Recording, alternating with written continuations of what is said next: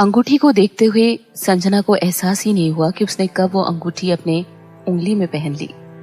इस बार वो फंसी भी नहीं और उसके हाथों में बिल्कुल परफेक्ट लग रही थी। उसने मुस्कुराते हुए करण को फोन मिलाया। फोन कुछ देर तक बजता रहा लेकिन किसी ने फोन नहीं उठाया। अजीब बात है, करण फोन क्यों नहीं उठा रहा? कहीं कार ड्राइव तो नहीं कर रहा? ये सोचकर संजना ने उसे एक बार मैसेज भेजा, तुम कहाँ हो? यहाँ आने में कितना और टाइम लगेगा? ये सोचकर कि शायद वो कार ड्राइव कर रहा हो और एकदम से उसे जवाब ना दे पाए, संजना अपना फोन बाहर लेकर जाने लगी। लेकिन जब उसे मोनिका और उसकी माँ का ध्यान आया तो उसने करण को इसके बारे में चेतावनी देने का सोचा। संजना ने एक और मैसेज भेजा, तुम्हें मेरी वो दूर की कजन याद है जिससे हम एक बार बीच पर टकराए थे? वो आज हमारे घर पर आ गई है। हो सकता है कि वो आप लोगों के सामने कुछ गलत बातें करे, इसीलिए मुझे नीना आंटी से माफी मांगने में मदद कर देना।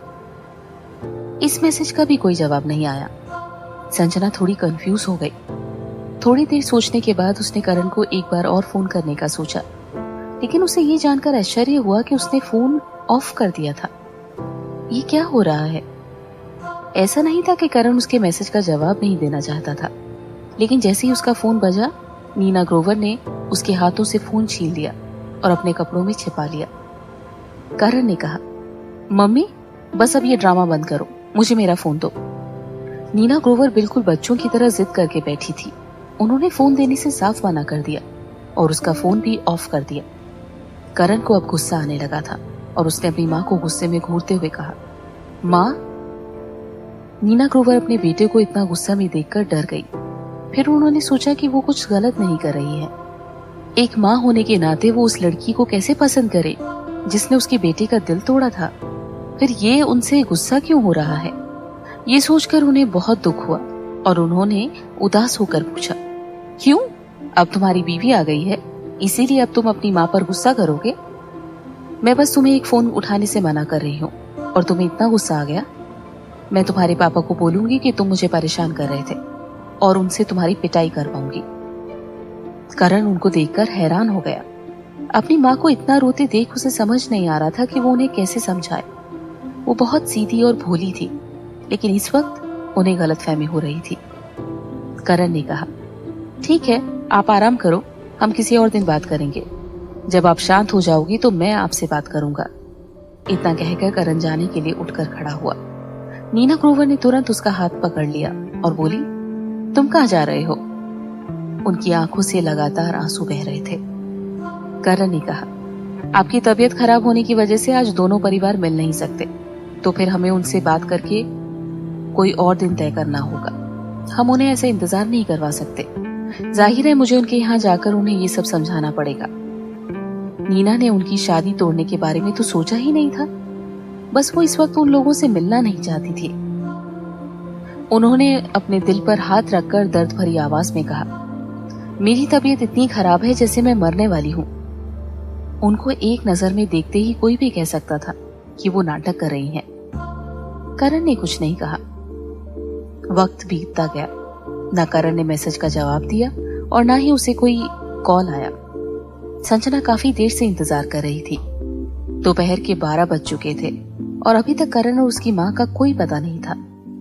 क्योंकि फोन पर बात नहीं हो पाई, इसीलिए उन्हें समझ नहीं आ रहा था कि ना आने की क्या वजह हो सकती है। कहीं उनका एक्सीडेंट तो नहीं हो गया? संजना युग को फोन करके पता करने की सोच रही थी, लेकिन फिर उसे लगा कि शायद वो कुछ ज्यादा ही सोच रही है। शायद उन्हें किसी और वजह से देर हो रही हो। थोड़ा और इंतजार कर लेते हैं, अभी भी काफी वक्त है। जब मोनिका और सविता ने देखा कि इतनी देर होने के बाद भी ग्रोवर्स अभी तक नहीं आए हैं, तो उनको विश्वास हो गया कि संजना ने कोई गलत तरीका अपनाकर करण से शादी की है, इसीलिए वो इस रिश्ते को अहमियत नहीं दे रहे हैं। सविता टोंट मारती हुई बोली, ओहो, मुझे लगता है कि अमीर घर में शादी करना इतना आसान भी नहीं है ना? देखो कितना वक्त हो चुका है। क्या वो लोग लंच करके आएंगे? संजना काफी देर से उनको सहन कर रही थी। इस वक्त वो करण के लिए भी परेशान थी, लेकिन कहीं कुछ हो ना गया हो। और ऐसे में सविता का टॉन्ट सुनकर वो चुप कैसे बैठती? उसने गुस्से में कहा, आंटी, अगर आपको जल्दी है तो प्लीज अभी यहाँ से चली जाइए। अगर वो उम्र में बड़ी ना होती तो संजना उन्हें धक्के मारकर बाहर निकाल देती। सविता मुंह बनाकर बोली, ओ संजना, क्या तुमने बड़ों से बात करने की तमीज नहीं सीखी? क्या मैं ये तुम्हारे भले के लिए नहीं कह रही हूँ? तुम एक बार वक्त क्यों नहीं देखती? इसका तो यही मतलब हुआ कि तुम गलत काम करके झूठ बोलकर करण ग्रोवर से शादी करना चाहती थी। हो सकता है उनको इस बारे में पता चल गया हो, इसीलिए उन्होंने शादी की बात करने के लिए आना जरूरी न समझा हो। हे भगवान, अगर ये बात सच है तो हमारे परिवार की नाक कट जाएगी। नानी ने चाय का कप जोर से टेबल पर पटका जो उनके हाथ में था और बोली, क्या ये तुम्हारे लिए शर्म की बात है? अब अगर तुम्हें ये लगता है कि इससे तुम पर और तुम्हारी बेटी पर असर पड़ेगा तो इसी वक्त यहाँ से निकल जाओ। मैं घर की बड़ी हूँ और मैं परिवार का अच्छा बुरा सोच सकती हूँ। मोनिका की नानी मुस्कुराई। दीदी, मेरी बेटी की जबान कड़वी जरूर है, लेकिन वो हमेशा सही बोलती है। अब उसे सच बोलने के लिए डांटो मत। फिर वो बात जारी रखते हुए बोली, क्या वो सच नहीं कह रही है? तुम्हारी संजना ने ग्रोवर परिवार में शादी करने का सोचा भी कैसे? हमारी मोनिका को देखो, उसके जितने भी लड़कों से दोस्ती है वो सभी मर्सिडीज और BMWs में आते हैं, लेकिन आज तक किसी ने इसे शादी करने के लिए प्रपोज नहीं किया। आप जानती हो क्यों? ऐसा नहीं है कि हमारी मोनिका में कोई बुराई है, बल्कि इसीलिए क्योंकि वो हमेशा सच बोलती है और कभी भी अपने फायदे के लिए गलत शॉर्टकट्स नहीं चुनती। क्या आप लोगों को नहीं पता कि अमीर लोग हमेशा अपनी बराबरी के लोगों में रिश्ता पसंद करते हैं? संजना सिर्फ एक मामूली स्विमर है, उसके पास है क्या? किस हिसाब से वो ग्रोवर फैमिली की बहू बनने के लायक है? मोनिका की नानी ने अफसोस जताते हुए कहा, देखो बात कितनी बिगड़ गई है। वो लोग शादी की बात करने के लिए भी नहीं आए। संजना की हरकतों की वजह से वो लोग जल्दी ही करण से उसका तलाक करवा देंगे। जब संजना ने देखा कि उनकी बातें सुनकर नानी बहुत घबरा रही है तो उसे डर लगा कि कहीं उनकी तबीयत ना खराब हो जाए। इसीलिए उसने मोनिका की नानी से गुस्से में कहा, हाँ, मैं बहुत बुरी हूँ और मेरी अमीर फैमिली में शादी भी नहीं हो पाएगी।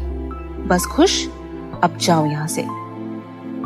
सविता ने चिढ़कर कहा, तुम में सचमुच अच्छे संस्कार नहीं है क्या? बड़ों से ऐसे बात करते हैं? उन्होंने आगे बढ़कर संजना को धक्का दे दिया।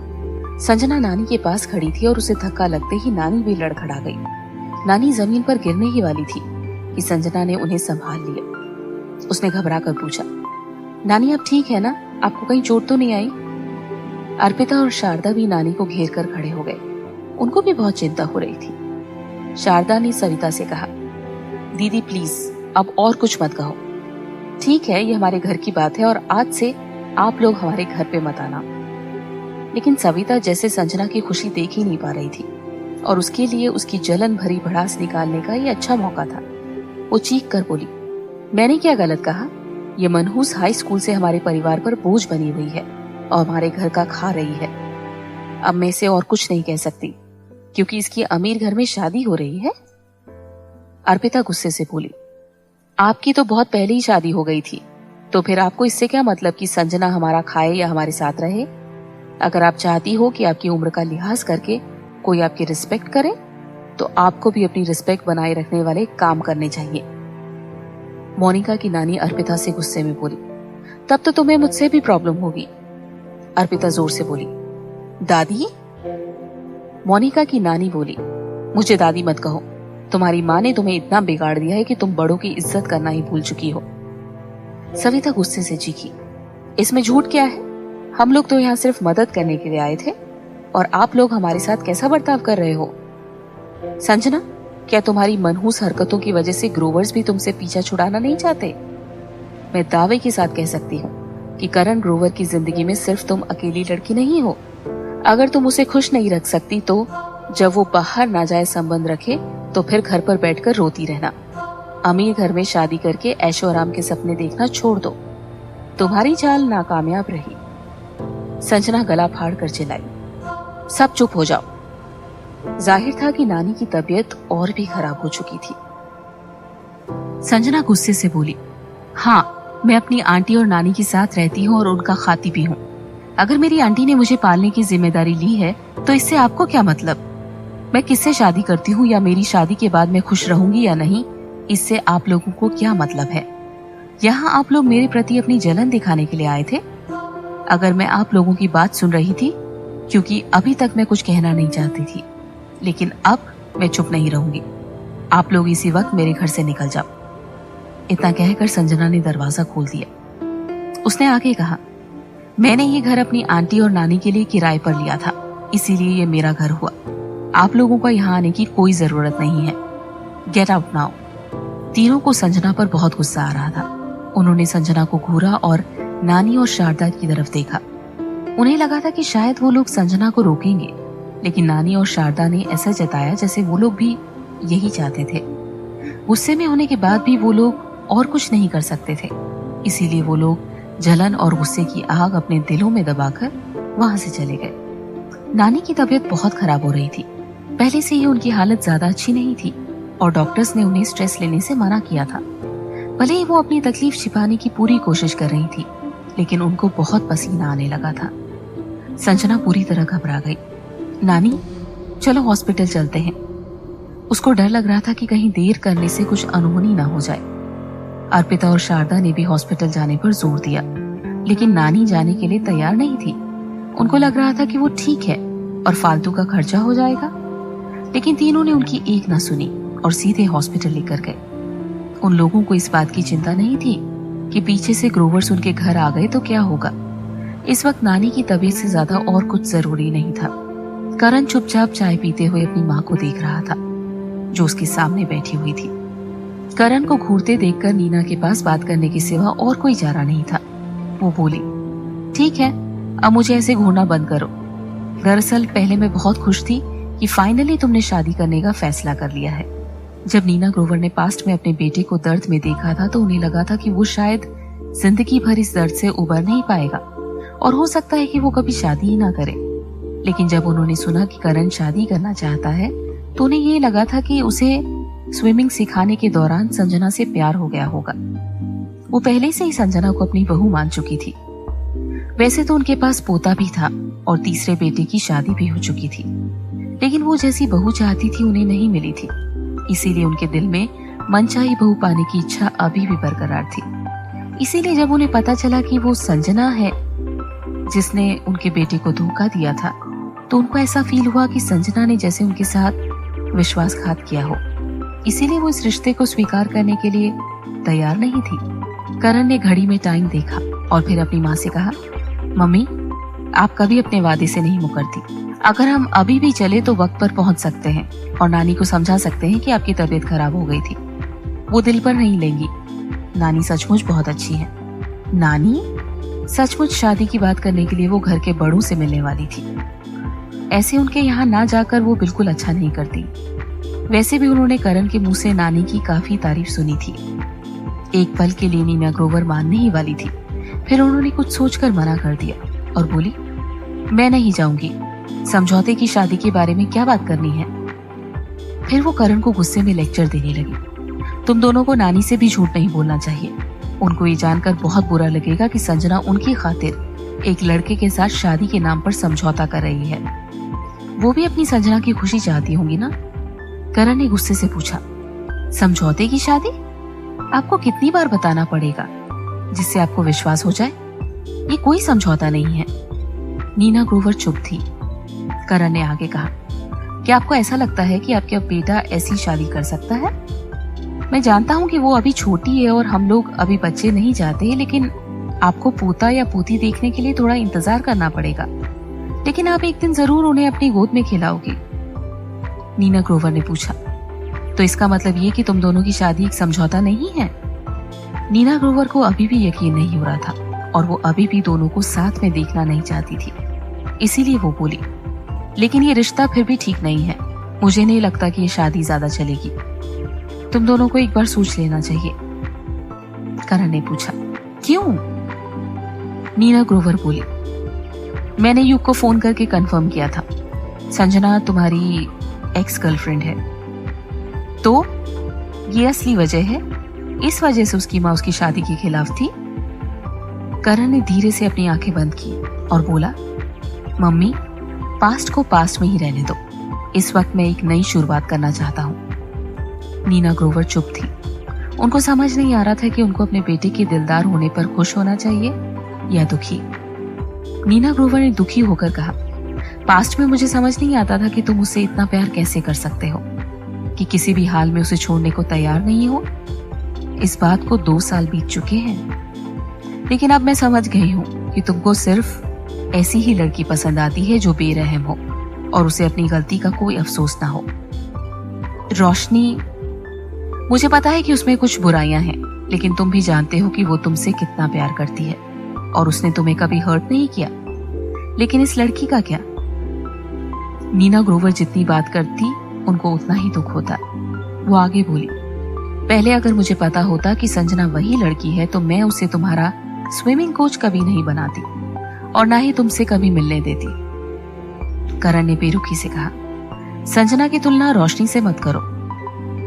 नीना ग्रोवर ने भी बेरुखी से कहा, तुम्हारी होने वाली बीवी से मुझे कुछ नहीं चाहिए। वो हमारी स्टेटस की ना भी हुई तो भी कोई बात नहीं, लेकिन कम से कम वो लड़की ऐसी हो जिससे तुम बहुत प्यार करो और जो बदले में तुम्हें प्यार करे। अगर तुम ऐसी लड़की नहीं ढूंढ सकते तो फिर मैं तुम्हारी शादी ऐसी लड़की से करवाना चाहूंगी जो तुमसे प्यार करती हो। लेकिन मुझे ऐसी लड़की तुम्हारी जिंदगी में नहीं चाहिए जिससे तुम प्यार करते हो लेकिन वो तुमसे प्यार ना करती हो। कम से कम ऐसे भविष्य में तुम्हारा दिल तो नहीं टूटेगा। नीना ग्रोवर ने भी पहले प्यार किया था और वो जानती थी कि अपने प्यार से बिछड़ने का गम क्या होता है। अपने बेटे को दुखी देखने से अच्छा था कि वो भी युग की तरह प्ले बॉय होता। करण अपनी माँ को गहरी नजरों से देख रहा था और उसके चेहरे पर कड़वी मुस्कुराहट थी। वो बोला, मम्मी, आपको थोड़ी गलतफहमी हो गई है। पास्ट में संजना ने ब्रेकअप नहीं किया था, वो मैंने किया था। नीना ग्रोवर करण की बात सुनकर दंग रह गई।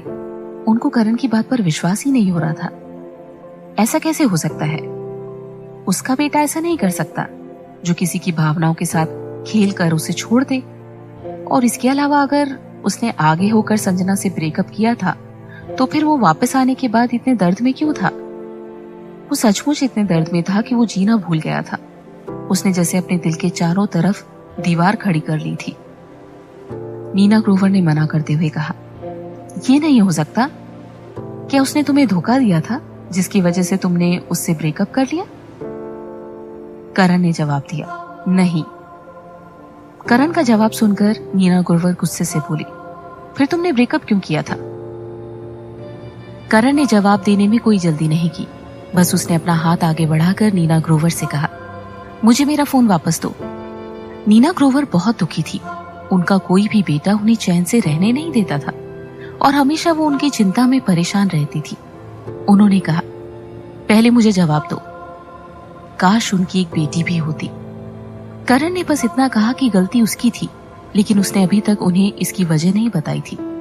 लेकिन वो इस बात पर विश्वास नहीं करने वाली थी। किसे पता वो संजना को बचाने के लिए झूठ बोल रहा हो। करण एकदम से उदास हो गया और अपने इमोशंस को कंट्रोल करते हुए नीना ग्रोवर से बोला, क्योंकि मैं उससे प्यार नहीं करता। तुमने इसीलिए ब्रेकअप किया क्योंकि तुम उससे प्यार नहीं करते थे? नीना ग्रोवर को लग रहा था कि वो बकवास कर रहा है, जैसे उसने उन्हें कोई जोक सुनाया हो। उन्होंने करण की तरफ देखते हुए कहा, क्या तुम संजना से प्यार नहीं करते? अगर तुम उससे प्यार नहीं करते तो फिर तुमने उससे शादी क्यों की? करण काफी देर तक चुप रहा, फिर बोला, उस वक्त हमारे बीच लड़ाई हो गई थी और मुझे गुस्से में लगा कि अब शायद मेरे दिल में उसके लिए प्यार खत्म हो गया है, इसीलिए मैंने उससे ब्रेकअप कर लिया। इन 2 सालों में मुझे एहसास हुआ कि मैं गलत था। ऐसा नहीं था कि मैं उससे प्यार नहीं करता था, मैं बस उसके सामने अपने अभिमान की वजह से झुकना नहीं चाहता था। नीना ग्रोवर दंग रह गई। वैसे तो वो जानती थी कि करण का गुस्सा बहुत खराब है, लेकिन उसे ऐसे ब्रेकअप नहीं करना चाहिए था। वैसे भी आजकल की युवा पीढ़ी छोटी छोटी बातों पर झगड़ा कर लेती है। ना उन्हें किसी की भावनाओं की चिंता होती है और ना ही वो लॉजिक सोचते हैं। जिनके बीच में सच्चा प्यार होता है, लड़ाई भी उन्हीं के बीच में होती है। वो लोग जितना ज्यादा एक दूसरे से प्यार करते हैं उतना ही ज्यादा लड़ते भी हैं। जितना इंटेंस प्यार उतनी बचकानी लड़ाई। जितना वो अपने बेटे को जानती थी, ये सच था कि वो अगर किसी से सच्चा प्यार करेगा तो उसके बारे में बहुत पॉजेसिव हो जाएगा। लेकिन उन्हें अभी तक इस बात पर विश्वास नहीं हो रहा था। लेकिन करण के चेहरे को देखकर लग रहा था कि वो झूठ नहीं बोल रहा है। क्या जो उसने कहा वो सब सच था? संजना और अर्पिता नानी को हॉस्पिटल लेकर आई थी और डॉक्टर ने कुछ टेस्ट करने के बाद बताया कि नानी पूरी तरह से ठीक है। उनकी उम्र ज्यादा होने की वजह से स्ट्रेस होने पर उनकी दिल की धड़कन तेज हो जाती है और चक्कर आने लगते हैं। संजना को डर था कि नानी को किसी दिन जोर से गुस्सा आया तो शायद उनका शरीर हैंडल नहीं कर पाएगा। इसीलिए उसने नानी को एक रात हॉस्पिटल में ही रखने का सोचा। वार्ड के बाहर मोनिका खड़ी होकर ताक झांक कर रही थी। सब ठीक देखकर वो वहां से जाने के लिए मुड़ी। वो यहाँ नहीं आना चाहती थी, लेकिन जब वो घर जाने के लिए टैक्सी बुक करवा रही थी तो उन्होंने देखा कि सब लोग नानी को हॉस्पिटल लेकर जा रहे थे। सविता और उसकी नानी के कहने पर वो उनकी तबीयत का पता करने के लिए यहाँ आई थी, लेकिन उसे लग रहा था कि वो लोग बेकार में ही परेशान हो रहे थे। अगर उनकी तबीयत ठीक ना भी हो तो भी उन्हें हर छोटी सी बात पर हॉस्पिटल ले जाने की क्या जरूरत है। लेकिन उसकी माँ ने कहा कि वो लोग रिश्तेदार हैं और चाहे जो हो उन्हें बीमारी में उनका हालचाल जानना चाहिए। ऐसा नहीं है कि संजना उन्हें अपना रिश्तेदार समझती थी। अमीर घर में शादी होने पर एटीट्यूड दिखाने लगी है। देखा जब ग्रोवर उनके घर शादी की बात करने नहीं आए तो उनका सर कैसे शर्म से झुक गया। मोनिका को समझ नहीं आ रहा था कि आखिर संजना ने करण को फंसाकर शादी कैसे की। ज्यादातर अमीर लड़के वफादार नहीं होते और ना ही सच्चे प्यार जैसी कोई चीज होती है। लेकिन अगर उनका तलाक हो जाए तो करण के हाई स्टेटस को देखते हुए उसे काफी सारा पैसा मिलेगा और रिश्तेदार होने के नाते उन्होंने उसकी मदद की है तो उनको थोड़ा हिस्सा तो मिलना ही चाहिए। भले ही वो अर्पिता के घर में पली बढ़ी, लेकिन वो लोग रिश्तेदार तो हैं। जब मोनिका अपने दिल में संजना को कोस रही थी तभी वो उसका तलाक करवाकर उससे फायदा उठाने के बारे में भी सोच रही थी। लिफ्ट में उसने काला चश्मा लगाई हुई एक लड़की को देखा। मोनिका को वो लड़की जानी पहचानी सी लगी, बस उसे याद नहीं आ रहा था कि उसने उसे कहाँ देखा था। जब कार पार्किंग में आकर उस लड़की ने अपना चश्मा उतारा तब जाकर मोनिका ने उसे पहचाना। वो रोशनी मेहरा थी, करण की मंगेतर। जब बीच पर करण से मिलने के बाद वो उसमें दिलचस्पी लेने लगी थी तो उसने उसके बारे में इंटरनेट पर छानबीन की थी, इसीलिए वो रोशनी के बारे में जानती थी। रोशनी के पास एक फेसबुक अकाउंट था जिसमें वो अपनी फोटोज पोस्ट करती रहती थी और जब वो बोर हो जाती तो वो दूसरे के अकाउंट पर जाकर उनकी तस्वीरें देखकर जलती। उस वक्त उसे ऐसा महसूस होता था कि उसकी फैमिली के बिना उसकी कोई औकात नहीं है। लेकिन जब अब संजना की करण से शादी हो चुकी है तो मोनिका को रोशनी में बहुत दिलचस्पी हो रही थी। वो संजना से ज्यादा खूबसूरत है और उसका फैमिली बैकग्राउंड भी अच्छा है। आखिर करण को संजना में ऐसा क्या दिखा जो उसने रोशनी जैसी लड़की को छोड़ दिया। मोनिका भी संजना से नफरत करती थी, इसीलिए उसे लगा कि रोशनी भी उसके बारे में ऐसा ही फील करती होगी, क्योंकि उसने करण को उससे छीना था। अगर वो इस अमीर लड़की से दोस्ती कर ले तो फिर वो हाई सोसाइटी के लोगों के साथ दोस्ती कर पाएगी। ये सोचकर वो रोशनी के पास पहुंची और उसे अपना परिचय देते हुए बोली, हेलो मिस रोशनी। रोशनी ने उसकी तरफ देखा। उसे थोड़ी हैरानी हुई लेकिन उसने कुछ नहीं कहा और मुड़कर जाने लगी। लेकिन फिर वो अचानक मोनिका की बात सुनकर रुकी। मोनिका ने कहा, मिस रोशनी, आप शायद मुझे नहीं जानती, लेकिन आप संजना को तो जरूर जानती होंगी। संजना का नाम सुनकर रोशनी रुक गई। मोनिका दिल ही दिल में बहुत खुश हो रही थी, लेकिन उसने अपने चेहरे से जाहिर नहीं होने दिया। वो बोली, सच कहूं तो मुझे आप पर बहुत तरस आ रहा है। वो संजना आपकी उंगली के नाखून के बराबर भी नहीं है और फिर करण ग्रोवर ने आपकी बजाय उसको चुना। रोशनी ने कंफ्यूज होकर कहा, तुम संजना को जानती हो? मोनिका ने कहा, ऑफ कोर्स, मैं उसे जानती हूँ, वो मेरी कजन है, एक एहसान फरामोश लड़की। उसके मासूम चेहरे पर मत जाना, उसका कैरेक्टर बहुत खराब है और वो हमेशा लोगों को धोखा देकर उनका फायदा उठाती है। उसने जरूर ग्रोवर्स को धोखा दिया है और ऐसी चाल चली है जिससे करण को उससे शादी करनी पड़े। रोशनी ने कहा, मुझे लगता है कि तुम संजना के बारे में बहुत कुछ जानती हो। मोनिका बोली, मैं उसके बारे में सब कुछ जानती हूँ। बचपन में ही उसके पेरेंट्स मर गए थे, इसीलिए उसे किसी ने संस्कार नहीं सिखाए। उसे बड़ों को रिस्पेक्ट देना नहीं आता है और ना ही उसमें कोई मैनर्स है। उसकी बहन कोमा में है और उसे काफी पैसों की जरूरत है। पैसों के लिए वो कुछ भी करने को तैयार हो जाएगी। किसे पता उसका कितने लड़कों के साथ अफेयर हो। रोशनी ने मुस्कुराकर कहा, क्या तुमने जो कुछ कहा वो सब सच है? मोनिका की जो मुंह में आ रहा था वो बोले जा रही थी। उसने कहा, ऑफ कोर्स, ये सब सच है। उसने आगे कहा, उसकी बड़ी बहन 7 सालों से कोमा में है और फिर भी संजना को लगता है कि एक ऑपरेशन करवाने से उसकी बहन ठीक हो जाएगी। ऐसा कैसे हो सकता है? वो जिंदा लाश है। जो हमेशा ऐसी ही रहेगी, वो किसी भी हाल में ठीक नहीं हो सकती। इस बारे में रोशनी भी काफी दिनों से सोच रही थी। कोमा का मरीज ठीक कैसे हो सकता है? ओह, तो उसका ऑपरेशन होने वाला है? उसने चिढ़कर पूछा। क्या ये सच है? वो ऑपरेशन के बाद होश में आ जाएगी? मोनिका ने हामी भरते हुए कहा, हाँ, सभी यही कह रहे हैं, और उन लोगों ने कुछ दिनों में उसकी बहन को नर्सिंग होम से सिविल हॉस्पिटल में शिफ्ट करने का भी अरेंजमेंट कर लिया है। लेकिन मुझे नहीं लगता कि इतनी आसानी से ये सब कुछ हो पाएगा। रोशनी अपनी नजरें टेढ़ी करके मुस्कुराई। अगर ऑपरेशन ठीक से ना हो तो संजना की बहन कभी भी कोमा से बाहर नहीं आएगी। हॉस्पिटल में सबसे बड़ी समस्या जगह की होती है। एक वार्ड लेना सबसे मुश्किल बात है। संजना और अर्पिता की बहुत कोशिशों के बाद उन्हें नानी के लिए एक वार्ड मिला। शारदा और अर्पिता को नानी के पास छोड़कर संजना करण से मिलना चाहती थी और उससे पूछना चाहती थी कि वो लोग आज क्यों नहीं आए। अगर उसकी फैमिली मिलने को तैयार नहीं थी तो एक फोन तो कर देता।